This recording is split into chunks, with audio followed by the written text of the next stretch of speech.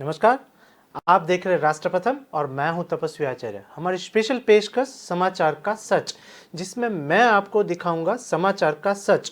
जो न्यूज़ आपको न्यूज़पेपर ने दिया हुआ है या जो न्यूज़ चैनल ने आपको जो न्यूज़ दिखाया हुआ है, उस पर हम थोड़ा बहुत एनालिसिस करेंगे और फिर आपको दिखाएंगे समाचार का सच। तो सबसे पहले हम लोग स्टार्ट करेंगे कांग्रेस की बात से। कांग्रेस की भारत जोड़ो यात्रा से स्टार्ट करें तो कर्नाटक की एक सबसे बड़ी न्यूज़ जो है वो न्यूज़ पोर्टल ने हाईलाइट किया हुआ है। उसमें कर्नाटक के मांड्या से फिर शुरू हुई भारत जोड़ो यात्रा और उसमें शामिल हुई कांग्रेस अध्यक्षा सोनिया गांधी। सोनिया गांधी भी शरीफ हुए भारत जोड़ो यात्रा में।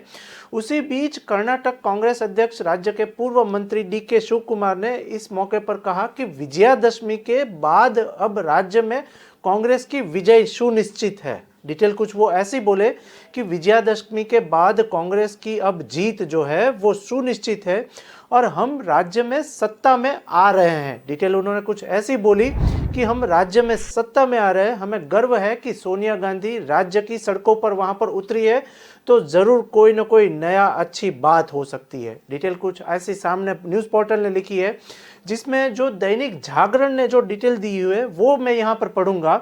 तो डिटेल ऐसी लिखी है उन लोगों ने कि कांग्रेस की भारत जोड़ो यात्रा 2 दिन के अवकाश के बाद आज कर्नाटक के मांड्या जिले से फिर से शुरू हुई है, जिसमें राहुल गांधी के साथ सोनिया गांधी भी जुड़े। राहुल गांधी के नेतृत्व में फिर शुरू हुई। इसी बीच यात्रा में पहली बार कांग्रेस अध्यक्षा सोनिया गांधी भी शामिल हुई है। डिटेल जो लिखी हुई है वहां पर जो दैनिक जागरण ने वो डिटेल कुछ ऐसी लिखी है कि कर्नाटक कांग्रेस अध्यक्षा व राज्य के पूर्व मंत्री DK शिव कुमार ने इस मौके पर कहा कि विजयादशमी के बाद अब राज्य में कांग्रेस की विजय सुनिश्चित है। हम राज्य में सत्ता में आ रहे हैं और भाजपा की दुकान बंद होने वाली है। भाजपा की कई स्टेट में जो दुकान चालू है वो हम लोग बंद करवाएंगे, ऐसा स्टेटमेंट दिया भाजपा के सामने। उसी बीच डिटेल कुछ वहां पर जो लिखी हुई है, हमें गर्व है कि सोनिया गांधी राज्य की सड़क पर उतरी है, तो नई कुछ बात हो सकती है। भारत जोड़ो यात्रा में पहुंची सोनिया गांधी और राहुल ने अपने कंधों पर हाथ रख के उनका स्वागत किया और 15 मिनट तक पैदल चलने के बाद वो फिर से वापस लौट गई। और कांग्रेस की अंतरिम अध्यक्षा सोनिया गांधी आज कर्नाटक के मांड्या में पार्टी की तरफ से वहां पर भारत जोड़ो यात्रा में जुड़ी और कई लोगों के साथ उन्होंने बातचीत की, वहां के कुछ प्रश्नों को समझने की कोशिश की सोनिया गांधी और राहुल गांधी ने।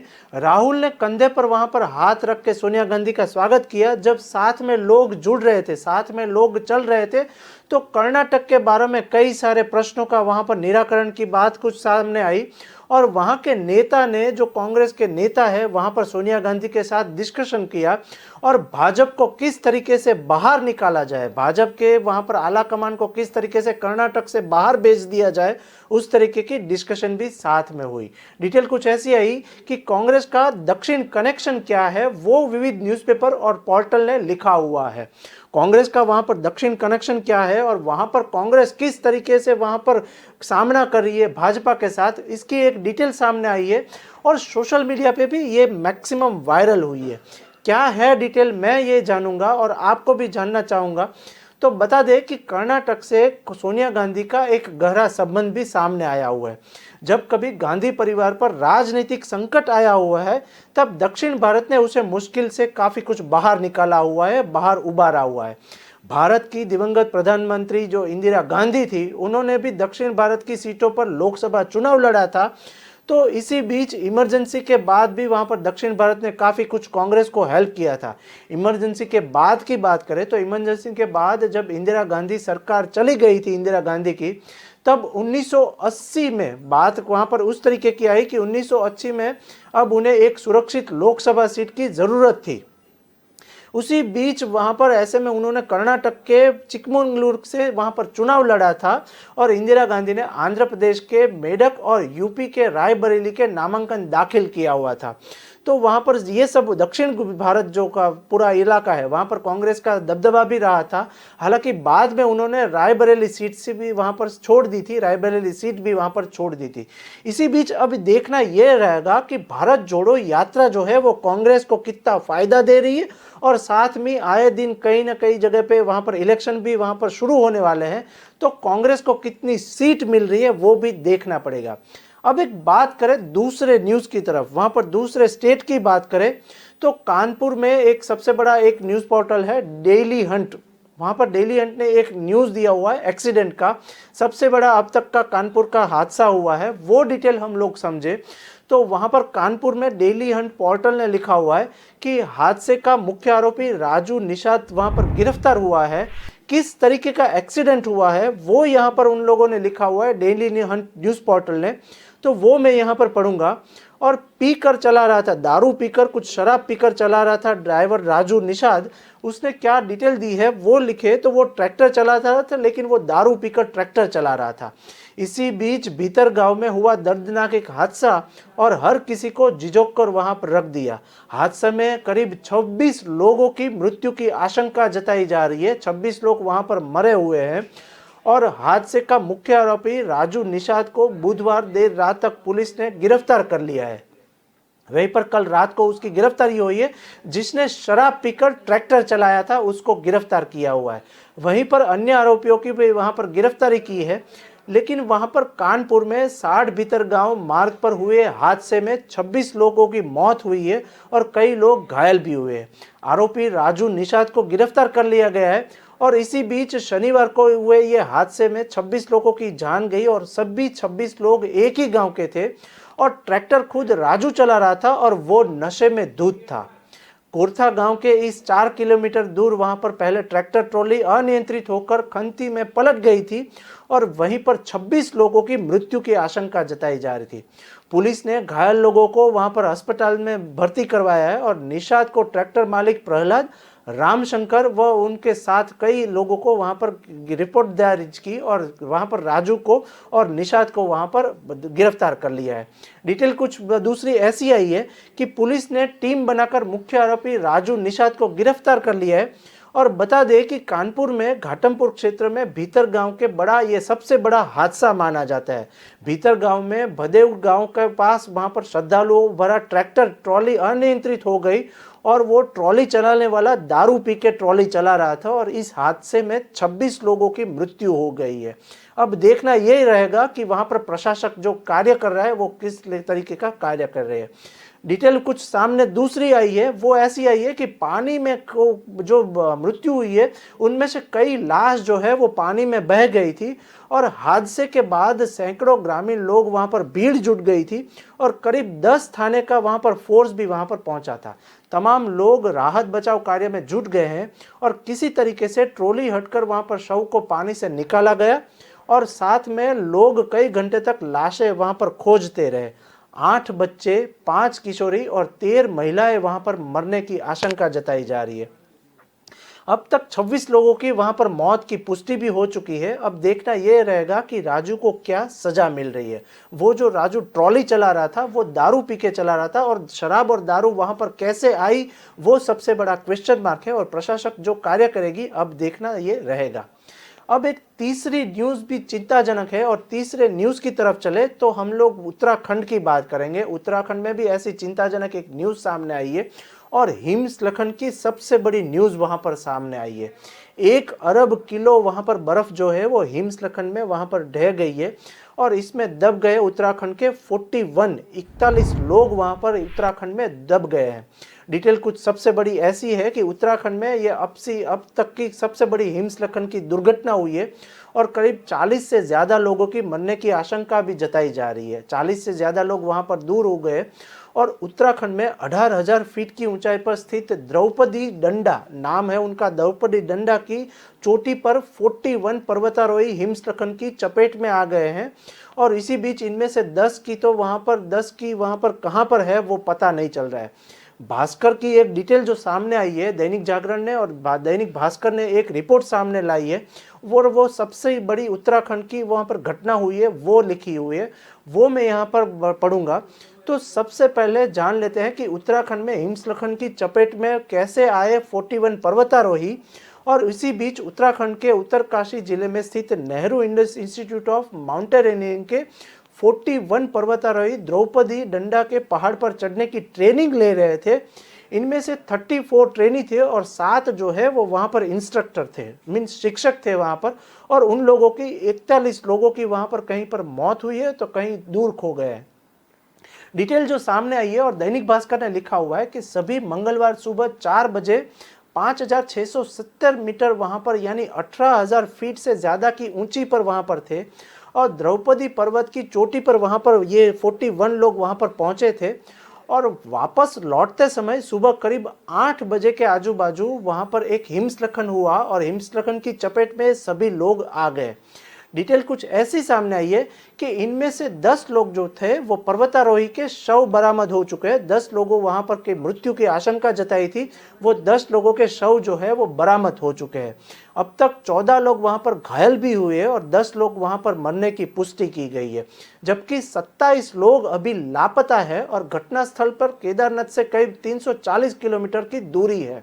केदारनाथ से ये जो वहाँ पर जो पर्वतारोही है वो 340 किलोमीटर दूर थे। और हाल ही में केदारनाथ मंदिर के पीछे भी वहाँ पर हिमस्खलन हुआ था और इसी बीच लेकिन वहाँ पर मंदिर को कोई नुकसान नहीं हुआ था। एक डिटेल जो दैनिक भास्कर ने और दैनिक जागरण ने लिखी हुई है कि सवाल ये है कि वहाँ पर हिमस्खलन क्यों होता है, तो वो डिटेल हम लोग यहाँ पर समझे तो बर्फ या पत्थर के पहाड़ की ढलान से तेजी से नीचे गिरने को हिमस्खलन या आंकलाव कहते हैं। और हिमस्खलन के दौरान बर्फ, चट्टान, मिट्टी और अन्य चीजें किसी पहाड़ से नीचे आती है और तेजी से वहां पर फिसलती है। बर्फ है जो बर्फ वहां पर पिघलती है उसको भी हिमस्खलन करते हैं। और वहां पर हिमस्खलन आमतौर पर तब शुरू होता है जब किसी पहाड़ की ढलान पर मौजूदा बर्फ या पत्थर जैसी चीज उनके आसपास से ढीली हो गई हो और ढीली हो जाती हो। उसी के बाद ये तेजी से ढलान के नीचे मौजूदा लोग और चीजों को इकट्ठा करके वो नीचे फेंकती है और गिरने लगती है। इसको हिमस्खलन कहते हैं। चट्टानों या मिट्टी के स्खलन को भी भूस्खलन भी कहते हैं। तो इस तरीके से वहां पर 41 लोग वहां पर फंसे हुए थे, जिनमें से 10 लोगों की मृत्यु की आशंका जताई जाती है। चट्टानों की हिमस्खलन, इनमें से बड़े बड़े चट्टानों की टुकड़े भी वहां पर हुए हैं और वहीं पर मंदिर में भी काफ़ी नुकसान काफ़ी तरह हुआ है, ऐसी कुछ डिटेल सामने आई है। हिमस्खलन इनमें से बर्फ पाउडर या बड़े बड़े टुकड़ों के रूप में वहां पर होती है, तो कई लोग वहां पर जो है वो अकस्मात से घायल भी वहां पर हुए हैं। मलबे के हिमस्खलन, इसमें से पत्थर और मिट्टी की समेत कई वहां पर मटेरियल भी शामिल हुआ है। तो अब देखना ये रहेगा कि ये 41 जो पर्वतारोही है उनमें से कितने लोगों की मृत्यु होती है और कितने लोगों को हॉस्पिटल में भर्ती किया जाएगा। अब एक बात करें दूसरे न्यूज़ की तरफ, वहाँ पर दूसरा बंगाल की भी एक सबसे बड़ी न्यूज़ सामने आई है और वहाँ पर टाइम्स नाउ ने एक डिटेल सामने दी है। वहाँ पर टाइम्स नाउ जो न्यूज़ पोर्टल है उन्हें एक बंगाल की न्यूज़ लिखी है। वो सबसे बड़ी न्यूज़ वो है कि बंगाल में भी दुर्गा विसर्जन के दौरान 8 लोगों की मौत हुई है और किस तरीके से ये 8 लोग मरे हुए हैं उसमें टाइम्स नाउ ने कुछ डिटेल सामने रखी है। वो हम लोग यहाँ पर पढ़ेंगे कि जलपाईगुड़ी की मल नदी का जल स्तर बढ़ने से ये एक हादसा हुआ है जिसमें 8 लोगों की मृत्यु की आशंका जताई जा रही है। 20 से 25 लोग वहाँ पर भी लापता है अभी। और पश्चिम बंगाल के जलपाईगुड़ी के माँ दुर्गा की मूर्ति के विसर्जन में के दौरान ये सबसे बड़ा हादसा हुआ है। इस साल का ये बंगाल में सबसे बड़ा हादसा माना जाता है क्योंकि वहाँ पर 20 से 25 लोगों की वहाँ पर मृत्यु की आशंका जताई जा रही है और 20 से 25 लोग वहाँ पर लापता भी हुए हैं। डिटेल जो यहाँ पर न्यूज़ पोर्टल ने दिखाई है वो मैं यहाँ पर पढ़ूँ तो पश्चिम बंगाल के जलपाईगुड़ी में दुर्गा मूर्ति के विसर्जन के दौरान सबसे बड़ा ये हादसा हुआ है। और मूर्ति विसर्जन के दौरान मल नदी के तेज बहाव के चलते हुए 8 लोगों के वहाँ पर डूबने की भी आशंका जताई है। वहाँ पर 8 लोगों की मृत्यु भी साथ में हुई है।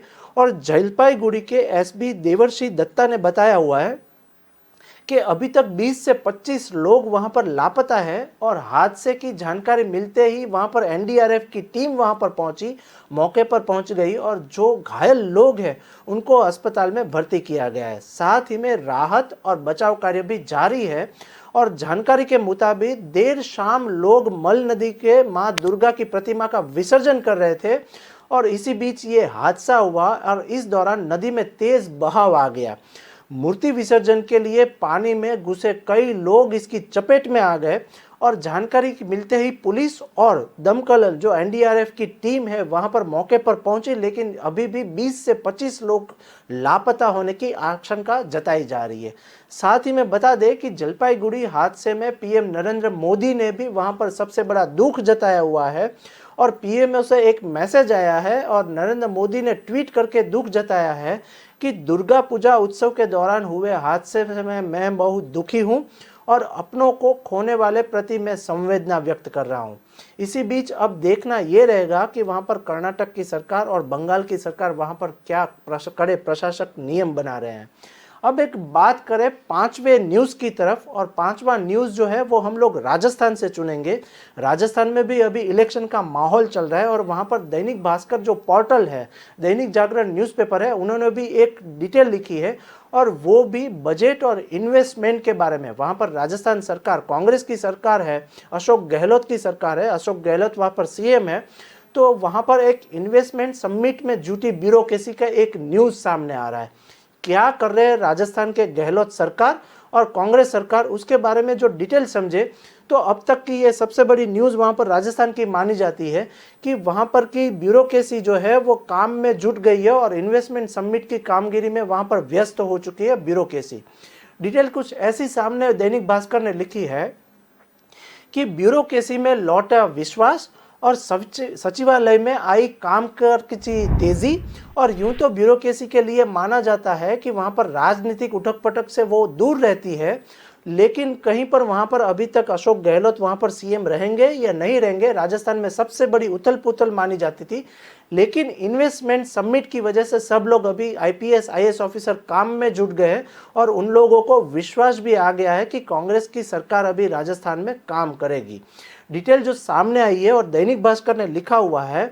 इसी बीच राजनीतिक घटनाक्रम का सबसे पहला असर ब्यूरोक्रेसी के चेहरे पर दिखाई देता है। इसी में अक्सर हर सरकार में कुछ न कुछ अफसरों का सरकार और मुख्यमंत्री को बेहद करीब माना जाता है। तो गहलोत सरकार कुछ जाने वाली थी कांग्रेस में, अभी राजस्थान में अशोक गहलोत जो है वो राजीनामा देने वाले थे। इसी बीच वहां पर इन्वेस्टमेंट जो सबमिट हो रहा है उसमें जो डिटेल सामने आई है वो ऐसा बोल रहे थे कई अफसरों और सरकार वहां पर मुख्यमंत्री के बेहद करीब माने जाते हैं और कुछ अफसरों को बहुत ही बुरा वहां पर ब्यूरोक्रेसी और राजनीतिक लीडरशिप के बीच गहरे संबंध भी उसका माना जाता है और संबंध होते हैं। इसी बीच 25 सितंबर को वहां पर 92 विधायकों द्वारा इस्तीफा सौंपने का एक घटना हुई थी, एक घटना बनी थी। तो वहीं पर ब्यूरोक्रेसी के चेहरे पर तनाव साफ दिखने लग गया था। इसी बीच इन्वेस्टमेंट संविधान को लेकर सचिवालय में सन्नाटा व्यापा हुआ था। तब आला अफसर सामान्य फाइलें के अलावा किसी महत्वपूर्ण मुद्दे पे कोई भी काम नहीं कर रहे थे, लेकिन अब मुख्यमंत्री अशोक गहलोत की बॉडी लैंग्वेज बदलने की वहां पर दिखाई दे रही और सहज होने से वहां पर माहौल कुछ अलग हो गया है और ब्यूरोक्रेसी एक बार फिर से तेज गति से काम करने जुट गई है। डिटेल वहां पर सचिवालय की ले तो वहां पर सचिवालय में फिर से रौनक लौटी है और आला अफसर अभी इन्वेस्टमेंट समिट के काम में जुट चुके हैं। कुछ सीनियर आईपीएस ऑफिसर जब भास्कर से डिटेल बात कर रहे थे तो भास्कर ने एक रिपोर्ट दर्ज की और फ्रंट पेज पे ये न्यूज़ दी है कि इस विषय पर बातचीत की उनको यही कहना था कि राजनीतिक नेतृत्व अंततः ब्यूरोक्रेसी का एक बॉस होती है और मुख्यमंत्री उस बॉस के रूप में वहां पर प्रमुख चेहरे होते हैं। तो इस पद पर बैठे राजनेता आने जाने बदलने और वहां पर कोई भी हलचल होती है तो सबसे बड़ा जो काम रहता है वो ब्यूरोक्रेसी का रहता है, आईपीएस आईएएस ऑफिसर का रहता है। तो अभी अशोक गहलोत की सरकार वहां पर काम कर रही है तो वहां पर इन्वेस्टमेंट समिट जरूर होगी और आला अफसरों का कहना है कि कोई भी राजनीतिक नेतृत्व अगर वहां पर अस्थिर होता है, माइंडसेट से काम नहीं करता है, तो इन्वेस्टमेंट समिट कैसे होगा वो भी सबसे बड़ा क्वेश्चन मार्क माना जाता था।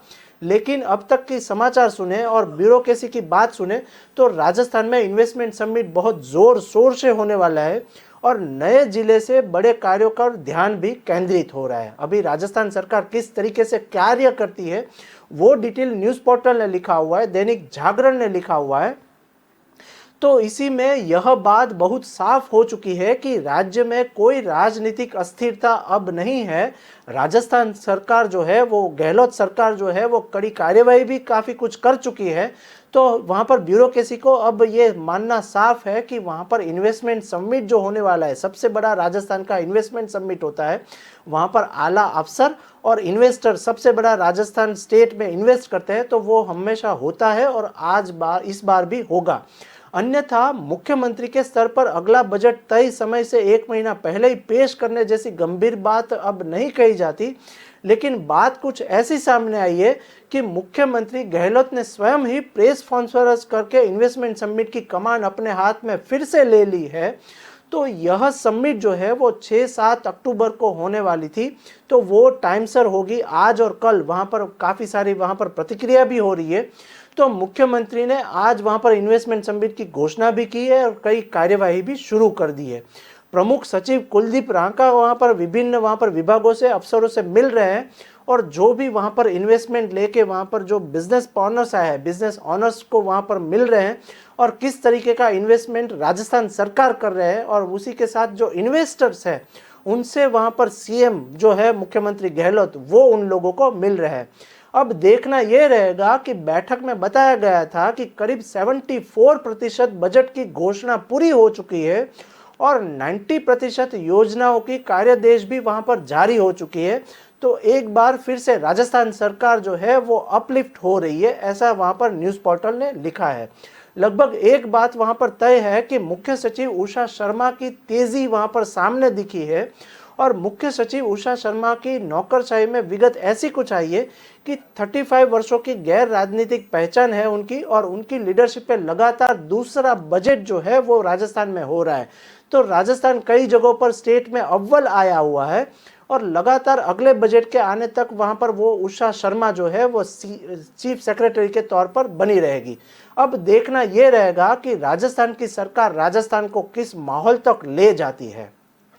अशोक गहलोत किस तरीके से इन्वेस्टमेंट समिट को वहां पर कुछ तरीके से देख रहे हैं और वहां पर आला अफसर जो है वो राजस्थान को कौन से लेवल पे पहुंचाएंगे, वो सभी न्यूज़ बने रहेंगे।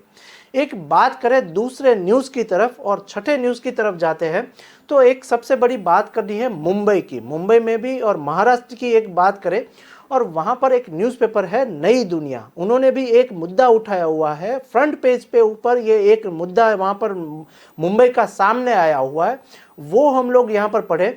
तो वहाँ पर सबसे बड़ा इन्वेस्टर है अंबानी फैमिली, उनका एक सबसे बड़ा न्यूज़ सामने आया हुआ है। अंबानी फैमिली को एक वहाँ पर धमकी मिली है, तो वहीं पर नई दुनिया न्यूज़पेपर ने कुछ लिखा हुआ है, वो यहाँ पर हम लोग समझे। तो अंबानी फैमिली को फिर से जान से मारने की एक धमकी मिली है और रिलायंस अस्पताल में 2 बार वहां पर एक फ़ोन आ चुके हैं, और 8 दिन पहले भी मुकेश अंबानी के घर पर एक धमकी भरा फ़ोन आया था और अब मुकेश अंबानी को Z+ की सिक्योरिटी भी वहां पर दी गई है।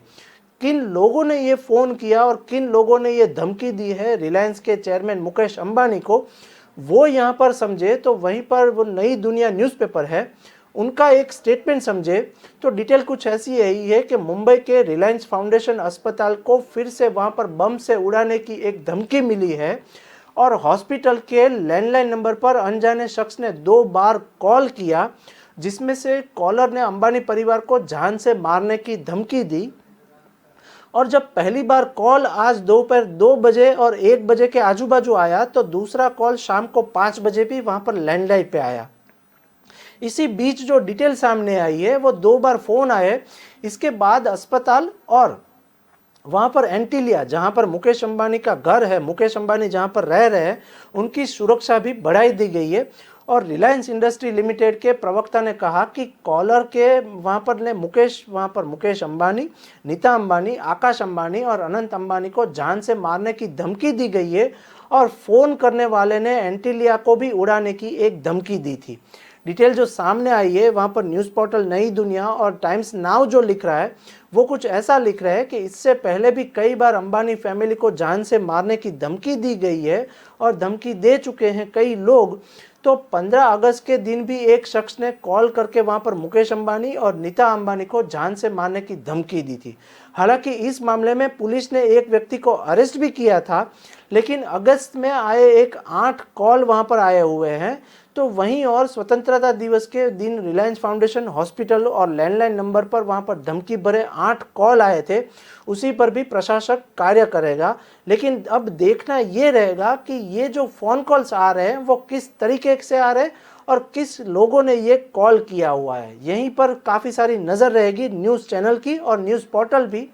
इसी बीच एक 7वें न्यूज़ की तरफ हम लोग चले। गुजरात के एक सबसे बड़े जो न्यूज़ आ रहे हैं वो हम लोग समझे तो वहीं पर दिव्य भास्कर और गुजरात समाचार ने एक नकली नोट का पर्दाफाश किया हुआ है, उसके न्यूज़ सामने आ रहे हैं। कई सारे पोर्टल में भी ये न्यूज़ सबसे बड़ा माना जाता है और गुजरात की अब तक की न्यूज़ नकली न्यूज़ रैकेट का एक सबसे बड़ा पर्दाफाश हुआ है, जिसमें गुजरात समाचार ने एक डिटेल दी है, वो हम लोग यहाँ पर पढ़े। तो डिटेल कुछ ऐसी आई कि अब तक की 317 करोड़ के नकली नोट अब जब्त किए गए हैं। ये जो फिगर जो बता रहे हैं वो 317 करोड़ के नकली नोट बरामद हुए हैं। गुजरात की क्या है डिटेल, क्योंकि अभी जो है वो वहाँ पर इलेक्शन का गुजरात में माहौल चल रहा है। कई दिग्गज नेता जो है वहाँ पर आला कमान के साथ वहाँ पर फौज कर रहे हैं। इसी बीच पहले रेड में वहाँ पर 25 करोड़ रुपीस वहाँ पर मिले थे। अब गुजरात के सूरत जिले में पुलिस ने एक नकली नोट का एक पूरा का पूरा रैकेट वहां पर पर्दाफाश किया है। इसी बीच वहां पर इसके तहत अलग अलग जगहों पे 317 करोड़ 98 लाख रुपीस 317 करोड़ और 98 लाख रुपीस की नकली नोट भी वहां पर गुजरात के सूरत जिले में के आजू बाजू में वहां पर जब्त की है। इसके तहत अलग अलग जगहों पे वहां पर जो अभी कार्यवाही हो रही है उसमें गुजरात समाचार ने जो डिटेल दी है, इसके साथ ही वहां पर पुलिस ने मुंबई के मास्टरमाइंडेड विकास जैन नाम है उनको गिरफ्तार किया है। उसके सहित 6 लोगों को भी वहां पर गिरफ्तार किया है। आरोप यह है कि यह लोग ब्लैक मनी को व्हाइट मनी में बदलने के लिए वहां पर ट्रस्ट और आयोग के नाम पर लोगों के पास से पैसा इकट्ठा करते थे और फिर वो अलग अलग ट्रस्ट में और बैंक अकाउंट में ट्रांसफर करते थे। डिटेल कुछ ऐसी सामने आई है कि आरोपियों की पहचान हितेश परसोत्तम कोटियाल, दिनेश लालजी पोशिया, विपुल हरीश पटेल और विकास के लिए इन लोगों को वहां पर पकड़ा गया है। और दीनानाथ राम कोविंद करके यादव उनका नाम है, जो सबसे बड़ा उनको पकड़ा गया है वो उनका नाम है दीनानाथ। अनुज झरमा को वहां पर एक साथ में वहां पर पकड़ा गया है। लेकिन देखना यह रहेगा कि इसमें गुजरात सरकार अब क्या कार्य करेगी और पुलिस ने ये लोगों को पकड़ा है तो वो किसके इशारे पर ये काम करते रहेंगे। तो दर्शक मित्रों, ये था हमारा समाचार का सच, जिसमें हम लोगों ने दिखाई बड़ी घटना, स्टेट की नई बड़ी घटना होती है वो हम लोग दिखाते हैं और सबसे बड़े न्यूज़ है उनका थोड़ा बहुत आकलन करके आपको दिखाते हैं समाचार का सच। कल फिर से मिलेंगे। नमस्कार।